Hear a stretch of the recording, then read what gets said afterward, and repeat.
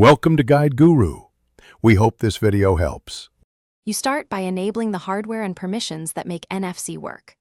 Open Settings, go to Connected Devices, and flip on NFC. You must also enable Android Beam-like options if present. Once done, unlock the phone and remove any metallic case that can interfere, because signal proximity matters. Make sure your phone has at least 20% battery and that Bluetooth or Wi-Fi are on when using NFC for pairing or data handoff. This avoids mid-process failures and speeds discovery. You now perform the core NFC action. Tapping. Hold the tag or other device close to the Moto G85's NFC antenna area, usually the upper back, until the phone vibrates or shows a prompt. When the prompt appears, choose whether to open a link, copy contact info, or launch an app. This selection determines what happens next.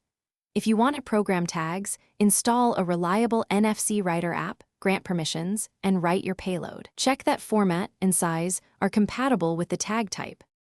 You finish by confirming behavior and handling common hiccups. After writing or pairing, read the tag again to ensure it triggers the correct action. Test twice to confirm reliability. If the Moto G85 doesn't detect tags, toggle NFC off and on, then restart the phone. Often a quick reset clears conflicts.